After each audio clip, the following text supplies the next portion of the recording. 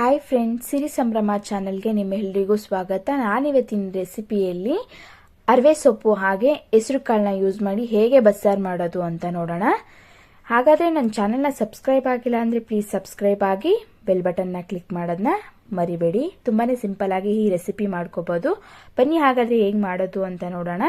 ನಾನಿವತ್ತು ಒಂದು ಕಟ್ಟಾಗುವಷ್ಟು ಅರವೆ ಸೊಪ್ಪನ್ನ ತೊಗೊಂಡಿದ್ದೀನಿ. ಹಾಗೆ ಒಂದು 200 ಗ್ರಾಮ್ನಷ್ಟು ಹೆಸರು ಕಾಳನ್ನ ತೊಗೊಂಡಿದ್ದೀನಿ. ಹಾಗೆ 2 ಟೊಮೊಟೊನ ತೊಗೊಂಡಿದ್ದೀನಿ. 2 ಟೊಮೊಟೊ ಆದರೆ ಸಾಕು. ಬನ್ನಿ ಹಾಗಾದರೆ ಇವತ್ತು ಹೇಗೆ ಬಸ್ಸಾರು ಮಾಡೋದು ಅಂತ ನೋಡೋಣ.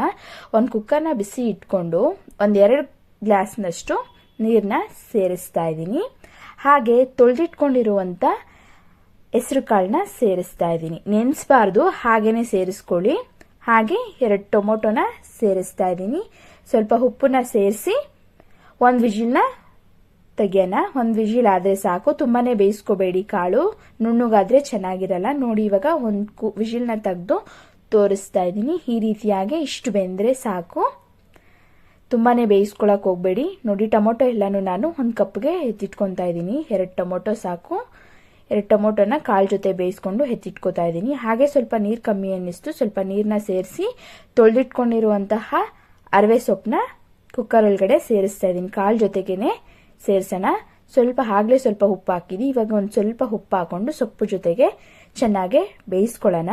ಕುಕ್ಕರ್ನ ಕ್ಲೋಸ್ ಮಾಡೋದಕ್ಕೆ ಹೋಗಬೇಡಿ, ಹಾಗೆ ಬೇಯಿಸ್ಕೊಳ್ಳೋಣ.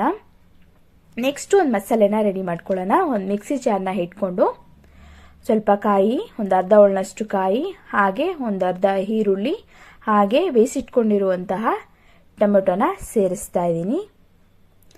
ನೆಕ್ಸ್ಟು ಸ್ವಲ್ಪ ಕೊತ್ತಂಬರಿ ಸೊಪ್ಪು, ಹಾಗೆ ಒಂದು 5-6 ಬೆಳ್ಳುಳ್ಳಿ ಪೀಸ್ನ ಸೇರಿಸೋಣ. ಹಾಗೆ ಸ್ವಲ್ಪ ಜೀರಿಗೆ, ಒಂದು ಅರ್ಧ ಟೀ ಸ್ಪೂನಷ್ಟು ಜೀರಿಗೆ, ಹಾಗೆ ಒಂದು 5-6 ಕಾಳಿನಷ್ಟು ಮೆಣಸು ಸೇರಿಸಿ ಚೆನ್ನಾಗಿ ನುಣ್ಣಗೆ ರುಬ್ಕೊಂಡು ಬರೋಣ. ನೋಡಿ, ಈ ರೀತಿಯಾಗಿ ಇಷ್ಟು ನುಣ್ಣಗೆ ರುಬ್ಕೊಂಡಿದ್ದೀನಿ ನಾನು. ನೆಕ್ಸ್ಟು ಒಂದು ಬಾಣಲಿನ ಬಿಸಿಗಿಟ್ಕೊಂಡು ಒಂದು 2-3 ಸ್ಪೂನ್ ಆಗುವಷ್ಟು ಎಣ್ಣೆನ ಸೇರಿಸೋಣ. ಎಣ್ಣೆ ಚೆನ್ನಾಗಿ ಕಾದಾದ್ಮೇಲೆ ಸ್ವಲ್ಪ ಕಡಲೆಬೇಳೆನ ಹಾಕಿ 1-2 ಮೀಡಿಯಂ ಸೈಜು ಈರುಳ್ಳಿನ ಸಣ್ಣದಾಗಿ ಕಟ್ ಮಾಡಿ ಸೇರಿಸ್ಕೊಂಡಿದ್ದೀನಿ. ಹಾಗೆ ರುಚಿಗೆ ತಕ್ಕಷ್ಟು ಈರುಳ್ಳಿಗೆ ಸ್ವಲ್ಪ ಉಪ್ಪನ್ನು ಹಾಕೋಣ. ಹಾಗೆ 1-2 ಒಣಮೆಣಸಿನ್ಕಾಯಿನೂ ಸಹ ಸೇರಿಸಿ ಚೆನ್ನಾಗಿ ಹಸಿ ಸ್ಮೆಲ್ ಹೋಗೋವರೆಗೂ ಫ್ರೈ ಮಾಡ್ಕೊಂಡಿದ್ದೀನಿ. ಹಾಗೆ ನೀರಲ್ಲಿ ಬೇಯಿಸ್ಕೊಂಡಿರುವಂತಹ ಕಾಳು ಮತ್ತು ಸೊಪ್ಪನ್ನ ತೆಗೆದಿಟ್ಕೊಂಡಿದ್ದೆ, ನೀರಿಂದ ಸಪ್ರೇಟ್ ಮಾಡಿ ಈಗ ಈರುಳ್ಳಿ ಜೊತೆಗೆ ಸೇರಿಸ್ತಾ ಇದ್ದೀನಿ. ಸೊಪ್ಪನ್ನ ಸೇರಿಸಿ ಚೆನ್ನಾಗಿ ಫ್ರೈ ಮಾಡ್ಕೊಳ್ಳೋಣ. ಹಾಗೆ 1 ಸ್ಪೂನ್ ಆಗುವಷ್ಟು ಸಾಂಬಾರ್ ಪುಡಿನ ಸೇರಿಸ್ತಾ ಇದ್ದೀನಿ. ಬೇಕಂದರೆ ಹಾಕೊಳ್ಳಿ, ಇಲ್ಲಾಂದರೆ ಸ್ಕಿಪ್ ಮಾಡಿ. ಹಾಗೆ ಒಂದು ಸ್ವಲ್ಪ ಹಸಿ ತೆಂಗಿನಕಾಯಿ ತುರಿನ ಸೇರಿಸಿ ಚೆನ್ನಾಗಿ ಮಿಕ್ಸ್ ಮಾಡ್ಕೊಳ್ಳೋಣ. ಕಾಯಿ ಹಾಕೋದ್ರಿಂದ ತುಂಬಾ ಟೇಸ್ಟಿಯಾಗಿರುತ್ತೆ. ನೋಡಿ, ಈ ರೀತಿಯಾಗಿ ಸೊಪ್ಪಿನ ಪಲ್ಯ ರೆಡಿಯಾಗಿದೆ. ನೆಕ್ಸ್ಟು ಒಂದು ಪಾತ್ರೆಗೆ 1-2-3 ಸ್ಪೂನ್ ಆಗುವಷ್ಟು ಎಣ್ಣೆನ ಸೇರಿಸಿ ಸ್ವಲ್ಪ ಸಾಸಿವೆನ ಹಾಕೋಣ. ಸಾಸಿವೆ ಸ್ವಲ್ಪ ಸಿಡೀಲಿ. ಹಾಗೆ ನೆಕ್ಸ್ಟು ಒಂದು ಅರ್ಧ ಟೀ ಸ್ಪೂನ್ ಅಷ್ಟು ಜೀರಿಗೆ, ಹಾಗೆ ಒಂದು ಜಜ್ಜಿರುವಂಥ ಬೆಳ್ಳುಳ್ಳಿ, ಸಿಪ್ಪೆ ತೆಗೆದಿರ ಜಜ್ಜಿಟ್ಕೊಂಡಿರುವಂತಹ ಬೆಳ್ಳುಳ್ಳಿ, ಹಾಗೆ ಒಂದು 3 ಬೇಡಿಗೆ ಮೆಣಸಿನ್ಕಾಯಿನ ಸೇರಿಸಿ ಸ್ವಲ್ಪ ಕರಿಬೇವು ಸೊಪ್ಪನ್ನ ಸೇರಿಸ್ತಾ ಇದ್ದೀನಿ. ಹಾಗೆ ಒಂದು ಅರ್ಧ ಹೋಳನಷ್ಟು ಈರುಳ್ಳಿನ ಸೇರಿಸಿ ಹಸಿ ಸ್ಮೆಲ್ ಹೋಗೋವರೆಗೂ ಚೆನ್ನಾಗಿ ಫ್ರೈ ಮಾಡಿಕೊಂಡು ರುಬ್ಬಿಟ್ಕೊಂಡಿರುವಂಥ ಮಸಾಲೆ ಮತ್ತು ಹಾಗೆ ಸೊಪ್ಪಿಂದ ತೆಗೆದಿರೋಂಥ ನೀರನ್ನ ಮಸಾಲೆ ಜೊತೆಗೆ ಸೇರಿಸಿ ಹಾಕ್ತಾ ಇದ್ದೀನಿ.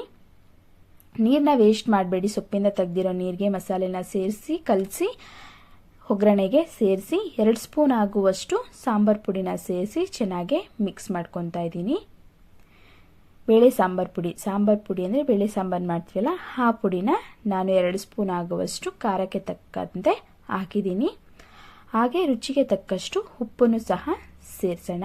ಸೊಪ್ಪು ಬೇಯಬೇಕಾದ್ರೂ ಸ್ವಲ್ಪ ಹಾಕಿರ್ತೀವಿ, ನೋಡಿ ಉಪ್ಪನ್ನು ಸೇರಿಸ್ಕೊಳ್ಳೋಣ.